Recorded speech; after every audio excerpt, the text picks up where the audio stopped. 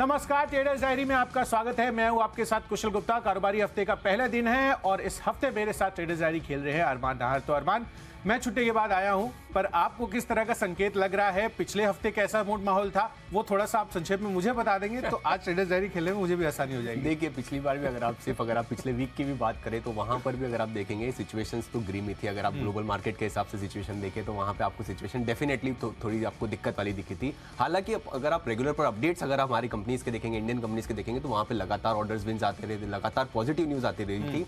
तो हमारे मार्केट्स में तो थोड़ी बहुत दिक्कत दिखी से, पर जो ज्यादा पेन दिखा था वो हमें ग्लोबल मार्केट से दिखा था, जो अभी भी शायद अभी तक ऐसा ही होता दिख रहा है। देखिए, डेफिनेटली ये जो ग्लोबल मार्केट्स है उसका पेन तो हमें लास्ट वीक देखने को मिला ही है। इनफैक्ट लास्ट 2 सेशंस हमारे बाजारों के लिए काफी चिंताजनक थे। 1% तक की गिरावट आपको दोनों ही थर्सडे और फ्राइडे को निफ्टी में आती हुई नजर आई थी, और ये इसलिए कि जो सिलिकॉन वैली बैंक है उसको लेकर कहीं ना कहीं चिंता लगातार बढ़ती हुई नजर आ रही थी। बट जिस तरह से अब खबर वापस से लौटती हुई दिख रही है कि जो दोनों अथॉरिटीज है, चाहे आप ट्रेजरी डिपार्टमेंट ले या फिर एफडीआईसी, उनकी तरफ से एक जॉइंट स्टेटमेंट अभी आज सुबह ही आता हुआ दिखा है कि जितने भी डिपॉजिटर्स है एसवीबी बैंक के, वो सुरक्षित है, उनको अपने पैसे वापस मिलते हुए दिखेंगे। तो कहीं ना कहीं इससे आप डाउ फ्यूचर्स एक बार आपके स्क्रीन के सामने लेकर आते हैं, किस तरह से वहां पर ऑलमोस्ट 250 से 350 अंकों की, अब आप देखिए 275 अंकों की तेजी डाउ फ्यूचर्स अभी शो कर रहा है। तो इस खबर के बाद का जो रिएक्शन है वो कहीं ना कहीं मार्केट्स अभी भी फैक्टर नहीं कर रहा है। इनफैक्ट आप देखिए यहां पर जिस तरह से अमेरिकी बाजारों में फ्राइडे के सत्र में गिरावट हुई थी, वो एसवीबी बैंक को लेकर ही चिंता थी। सिग्नेचर बैंक, एक और बैंक जो है, इन्होंने बंद किया है। बट कहीं ना कहीं जिस तरह से सहारा मिलता हुआ दिखा है यूएस गवर्नमेंट की तरफ से, वो अपने आप में काफी जो है आप कह सकते हैं पॉजिटिव है पूरे के पूरे ग्लोबल मार्केट्स के लिए भी। इसी वजह से जो डाउ फ्यूचर्स है वहां पर अच्छी तेजी बनी हुई है, और कहीं ना कहीं जो संकेत है अब देखना होगा कि यहां पर कैसे रहते हैं। क्योंकि एसजीएक्स निफ्टी हम देख रहे थे, शुरुआत हुई थी तो 30-35 अंकों की गिरावट थी, उसके बाद धीरे धीरे ये गिरावट जो है और गहराती गई, करीबन 80-85 अंकों की गिरावट रही थी, पर अब आप देखिए वापस से रिवर्सल हो गया। ऑलमोस्ट 40 अंकों की गिरावट के साथ एसजीएक्स निफ्टी फिर से एक अच्छे रिवर्सल्स के संकेत दिखा रहे हैं। तो कहीं ना कहीं मूड माहौल काफी वॉलेटिलिटी भरा रहने वाला है। देखना होगा कि आज बाजार किस करवट बैठते हैं। बट ब्रॉडर मार्केट, जैसे कि आपने कहा कि ऑर्डर विन्स और जितने भी अन्य खबरें हैं उसको लेकर कहीं ना कहीं अभी भी पॉजिटिव मोमेंटम बना हुआ है पूरे हफ्ते। जी, तो चलिए इसी के साथ शुरुआत कर लेते हैं अपनी पारी की। अरमान, कितने बाई, कितने सेल और किस तरह का मूड माहौल बनाकर चल रहे हैं आज? देखिए, मैंने सिर्फ एक ही सेल लिया है, क्योंकि जैसा कि मैंने कहा कि अगर लगातार आप ऑर्डर इनफ्लो देखिए या फिर इंडिया स्पेसिफिक अगर आप सिचुएशंस देखिए तो वहां पर मुझे कंपैरेटिवली अभी भी ट्रस्ट आ रहा है, तो मैंने तो एक ही सेल लिया। आपने कितने सेल लिए? बिल्कुल, मैंने 2 सेल लिए अरमान, और कहीं ना कहीं मुझे बैंक्स पर लग रहा है, खासकर प्राइवेट सेक्टर बैंक, थोड़ा सा दबाव आज में रह सकते हैं इसमें। बट कहीं ना कहीं काफी सारे स्टॉक्स और सेक्टर्स ऐसे हैं जहां पर खबरें आई हैं, जहां पर पॉजिटिविटी लग रही है, एक अच्छा शॉर्ट कवरिंग के कैंडिडेट्स काफी बन सकते हैं। तो चलिए पारी की शुरुआत कर लेते हैं। कैश सेगमेंट में कौन सा स्टॉक चुना? देखिए, कैश सेगमेंट में मैंने चुना है शिपिंग कॉर्पोरेशन ऑफ इंडिया। अब उसका रीजन अगर आप देखिए, अगर आप बाल्टिक ड्राई इंडेक्स को अगर आप पिछले 1 महीने के हिसाब से अगर आप छोड़ दें, पिछले 1 महीने के पहले अगर आप देखेंगे, लगातार मतलब ऐसा डाउनफॉल, सीधा डाउनफॉल और स्टीप डाउनफॉल आया था, और जैसा स्टीप डाउनफॉल आया था वैसे ही तुरंत जो अगर आप देखेंगे वो रिकवरी आती हुई दिखी। अगर सिर्फ 1 महीने की बात करें 130% बढ़ता हुआ दिखा है। वहीं अगर आप कल की, अगर आप एक दिन की बात करें, वहाँ पर भी 3.5-4% की बढ़ोतरी, एक वीक में लगभग 26 या 27% की आपको बढ़ोतरी आती हुई दिखी। और अगर आप देखेंगे ऑलरेडी रिटर्न डाउन है। अगर आप बाल्टिक इंडेक्स की बात करेंगे, वहाँ पर बढ़िया रिकवरी आ रही है, क्योंकि वो रीजन भी ये बताया कि जो डिमांड में जो रिकवरी आ रही है उसके चलते हो सकता है कि यहाँ पर आपको सबको अच्छा खासा जो है मूवमेंट आता हुआ दिखे। इसलिए shipping corporation of India by करना है। टारगेट रखेंगे 124 का और स्टॉप लॉस रखेंगे 119 का। कैश में मैंने शिपिंग कॉर्पोरेशन ऑफ इंडिया लिया है। कुशल, आपने क्या लिया है?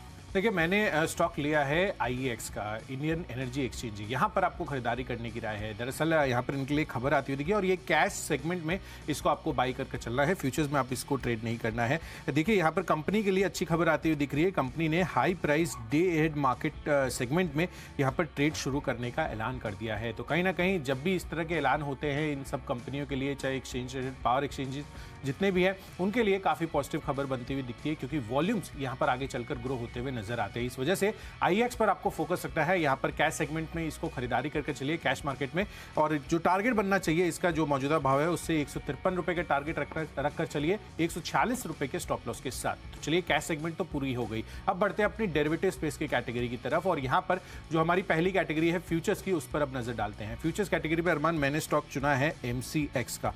यहाँ पर खरीदारी करने की बड़ी वजह बन रही है, हमने जो खबर बताई थी उस खबर पर अब मोहर लगती हुई दिख रही है। दरअसल खबर ये थी कि यहाँ पर एफपीआईज के लिए कमोडिटी ट्रेडिंग पर एमसीएक्स सर्कुलर जारी कर सकता है और वहाँ पर जो इन्वॉल्वमेंट काफ़ी टाइम से हम एक्सपेक्ट कर रहे थे कि एफपीआई जो है उनका पार्टिसिपेशन बढ़ेगा कमोडिटी मार्केट में, क्योंकि जब भी एफपीआईज का पार्टिसिपेशन बढ़ता है, चाहे कोई भी मार्केट हो, इक्विटी मार्केट हो या फिर करेंसी मार्केट हो, वहाँ पर आपको लिक्विडिटी और ज़्यादा आती हुई नजर आती है, पार्टिसिपेशन ज़्यादा आएगा, स्प्रेड रिलेटिवली कम होगा, वॉलेटिलिटी कम होगी, तो कहीं ना कहीं जो इंटरेस्ट है रिटेल निवेशकों का कमोडिटी मार्केट्स को लेकर वो भी और ज़्यादा बढ़ता हुआ दिख सकता है। तो अच्छे वॉल्यूम्स आगे चलकर आते हुए दिख सकते हैं।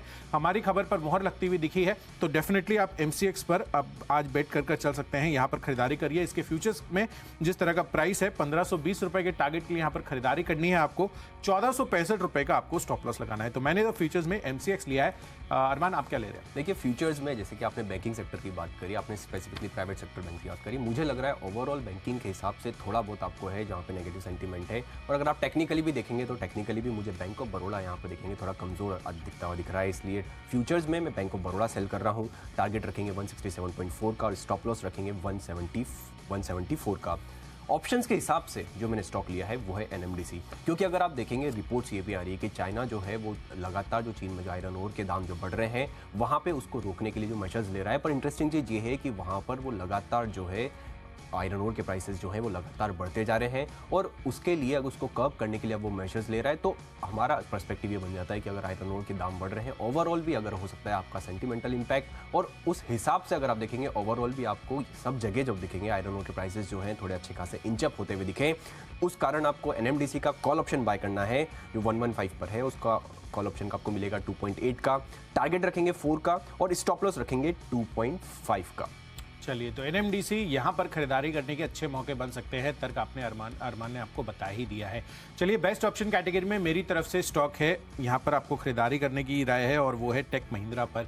तो मैं डाउ फ्यूचर्स, नैस्डैक फ्यूचर्स पर बेट करके चल रहा हूँ। जिस तरह के रिवर्सल्स वहाँ पर आते हुए दिख रहे हैं और इस बीच आप देखिए एसजीएक्स निफ्टी भी 20 अंक और सुधरता हुआ दिख रहा है, करीबन 26 अंकों की गिरावट अब इसमें रह गई है। तो टेक महिंद्रा ये मेरी तरफ से कॉल है ऑप्शंस कैटेगरी में। दरअसल यहाँ पर सीएलएससी की भी इंटरेस्टिंग रिपोर्ट आती हुई दिखी है और यहाँ पर अपग्रेड किया है इन्होंने एक्यूमुलेट रिड्यूस रेटिंग से बढ़ाकर, और जो टारगेट से 1100 से 1200 रुपए के अब टारगेट ये करते हुए दिख रहे हैं। तो कहीं ना कहीं यहाँ पर अच्छा टारगेट अपग्रेड हुआ है रेटिंग अपग्रेड के साथ साथ। तो सीएलएसए ने जो रिपोर्ट जारी की है मुझे लग रहा है कि यहाँ पर पॉजिटिविटी रह सकती है। At the money call option आपको खरीद कर चलना है, 1060 रुपए का 28 रुपए पर उपलब्ध है। 40 रुपए के टारगेट के लिए खरीदारी करनी है, 22 रुपए आपको यहाँ पर स्टॉप लॉस लगाकर चलना है। तो बढ़ते हैं अपनी अगली कैटेगरी जो है टेक्नोपिक, और अरमान ने इस कैटेगरी में क्या चुना है ये उनसे जानते हैं। अरमान, देखिए, टेक्निकली मैंने चुना है वो है प्रिज्म जॉनसन, क्योंकि अगर आप ओवरऑल अगर आप इनका स्ट्रक्चर देखेंगे, चार्ट का स्ट्रक्चर कंपैरेटिवली आपको बढ़िया दिख रहा है। और सीमेंट सेक्टर में जो मेरा अनुमान है, जो पहले इनको जो सबसे ज़्यादा दिक्कत आ रही थी कि वो नेचुरल गैस की, और उसके बाद क्योंकि जो उनको हीटिंग में काम आता है, आप जिप्सम बनाते हैं उसमें, उसकी कंपैरेटिवली जो है आपको भाव जो है ओवरऑल जो पहले जो था उससे कंपैरेटिवली गिरते हुए दिखे हैं और प्राइजेस जो हैं वो थोड़ी थोड़ी जो है अगर आपको दिख रही है बढ़ती हुई दिख रही है। तो उस हिसाब से मुझे लग रहा है कि मार्जिन थोड़े और इंप्रूव हो सकते हैं। और ओवरऑल अगर आप देखेंगे टेक्निकली भी कंपैरेटिवली ये बढ़िया दिख रहा है, इसलिए प्रिज्म जॉनसन बाय करने की राय है। टारगेट रखेंगे 112 का और स्टॉप लॉस रखेंगे 106 का। बिल्कुल। तो चलिए, सीमेंट शेयर पर बुलिश होते हुए दिख रहे अरमान, यहाँ पर उन्होंने टेक्नो फंडा तर्क दे दिया है, एक हिसाब से आप कह सकते हैं। तो यहाँ पर आपको बुलिशनेस आती हुई दिख सकती है। तो चलिए, ये तो हो गई टेक्नोपिक अरमान की तरफ से। मेरी तरफ से आपको यहाँ पर स्टॉक लेना है ग्लेनमार्क फार्मा का। दरअसल काफ़ी दिनों के बाद अब फार्मा स्पेस मेरी रेडार पर वापस से लौटता हुआ दिख रहा है और कहीं ना कहीं मेरी जो बेट है अब डिफेंसिव्स की तरफ ज़्यादा मूव करती हुई दिख रही है। यहाँ पर आप देखिए, ग्लेनमार्क फार्मा को चुनने की बड़ी वजह ये भी बन रही है कि शुक्रवार के सत्र में पूरा का पूरा गिरावट के बाजार में भी ग्लेनमार्क फार्मा ने आउट परफॉर्म किया है और अच्छी तेजी के साथ यहां पर क्लोजिंग होती हुई दिख रही है। तो मुझे लग रहा है कि आज के सत्र में यहां पर एक अच्छा खासा ये शॉर्ट कवरिंग कैंडिडेट भी बन सकता है। तो ग्लेनमार्क फार्मा यहां पर खरीदारी करने के अच्छे मौके बन सकते हैं। 445 रुपए के टारगेट की खरीदारी करनी है, 427 रुपए आपको यहां पर स्टॉप लॉस लगाकर चलना है। तो इसके फ्यूचर्स में आप खरीदारी कर चल सकते हैं। चलिए, टेक्नोपिक तो पूरी हो गई है, बढ़ते हैं अगली कैटेगरी जो है फंडा पिक। और फंडामेंटली मुझे स्टॉक पसंद आ रहा है हिंदुस्तान एरोनॉटिक्स का। दरअसल लगातार ये हम आपको रेकमेंड करते हुए भी आए हैं, क्योंकि लगातार जिस तरह से ऑर्डर विंस कंपनी की तरफ से आ रहे हैं वो कहीं ना कहीं इनके लिए काफ़ी पॉजिटिव सबब है। दरअसल इनके लिए एक और खबर फिर से आती हुई दिख रही है और रक्षा मंत्रालय की तरफ से इनको 6 जो डॉर्नियर 228 एयरक्राफ्ट है उसके लिए ऑर्डर मिलता हुआ दिखा है। और ऑर्डर साइज आप देखिए 667 करोड़ रुपए का ये कुल ऑर्डर इनको फिर से मिलता हुआ दिख रहा है। तो कहीं ना कहीं इससे जो पॉजिटिविटी बनती है ऑर्डर विंस से, वो आपको आपने देखी थी कि इसके पिछले हफ्ते और इसके पहले हफ्ते में भी लगातार जो भी कैपिटल गुड्स की कंपनियां हैं वहां पर अच्छी ऑर्डर विंस आ रही थी और वहां पर कितना अच्छा खासा रिएक्शन आता हुआ दिखा है। तो मुझे लग रहा है कि उसी तर्क पर हो सकता है कि HCL में भी आपको आज ये मूव आता हुआ दिखे। तो यहाँ पर 2930 रुपए के टारगेट के लिए खरीदारी कर चलिए, 2800 रुपए आपको यहाँ पर स्टॉप लॉस रखना है। देखिए फंडामेंटली जो मैंने स्टॉक चुना है वो है TVS इलेक्ट्रॉनिक्स। एक इंटरेस्टिंग चीज़ आपको बताता हूँ मैं, पिछले अगर आप ये बहुत पुरानी कंपनी है, लगभग 30 साल पुरानी कंपनी है। पिछले 30 साल में इन्होंने एक भी इन्वेस्टर प्रेजेंटेशन नहीं दी। पिछले 2.5 महीनों में इन्होंने 3 इन्वेस्टर प्रेजेंटेशन दी, एक 3 मार्च को, एक 16 फरवरी को, एक 4 जनवरी को। अब लगातार अगर आप देखेंगे इन्वेस्टर प्रेजेंटेशन में दे जा रहे हैं। इन्वेस्टर प्रेजेंटेशन में इंटरेस्टिंग चीज़ क्या देना है, एक तो अगर आपको कंपनी का बिजनेस समझ रहा हूँ, कंपनी का बिजनेस क्या है, डॉट मैट्रिक्स प्रिंटर जो आपको IRCTC के अगर आपको कभी आपको टिकट्स आपने देखे होंगे, टिकट्स में वो डॉट से नाम लिखे जाते हैं, तो वो है डॉट मैट्रिक्स प्रिंटर और वो इन्हीं के प्रिंटर्स होते हैं। आप हमारे इसमें भी अगर आप कीबोर्ड्स देखेंगे तो कई सारे कीबोर्ड्स TVS इलेक्ट्रॉनिक्स के होते हैं। इसी के साथ साथ बारकोड, आप कहीं शॉपिंग करने जाते हैं तो बारकोड आप स्कैन करते हैं, वो बारकोड बनाने वाले भी इनके प्रिंटर्स होते हैं, स्कैन करने वाले भी ये चीज़ प्रोडक्ट्स होते हैं। अब इंटरेस्टिंग चीज़ ये है कि अब कंपनी का कंपैरेटिवली लगातार जो है फोकस आता हुआ जा रहा है, कंपैरेटिवली अच्छी खासी मार्केटिंग कर रहे हैं और उसी के साथ साथ इन्होंने इंटीग्रेशन भी करा है, बैकवर्ड इंटीग्रेशन भी करा है, जिसका फायदा मुझे लगता है कि इनका Q1 FY23 से आता हुआ दिखेगा। और TVS ग्रुप की कंपनी है और जिस वैल्यूएशन पे है आपको काफ़ी कंपैरेटिवली बहुत बढ़िया आपको दिखता है। अगर आप देखेंगे उनका अब तो डेट फ्री तो कंपनी लगभग आसपास आपको दिखेगी, इसी रिटर्न ऑन कैपिटल एम्प्लॉयड लगभग 20% का है। और अगर आप सिर्फ टोटल कंप्यूटर मार्केट की बात करें, कंप्यूटर पेरिफेरल मार्केट की लगभग 80,000 करोड़ का मार्केट है। हम कितना प्रोड्यूस करते हैं, लगभग सिर्फ 5,000। तो मेरे हिसाब से मुझे जो लगता है यहाँ पे आपको कंफर्टेबली अच्छा खासा जो है रिस्क रिवॉर्ड कंफर्टेबली अच्छा है। तो आपको यहाँ पर ड्यूरेशन रखेंगे हम 15 मंथ्स का और टारगेट रखेंगे 425 का। इन्वेस्टमेंट के हिसाब से जो मैंने स्टॉक चुना है वो है पॉलीप्लेक्स।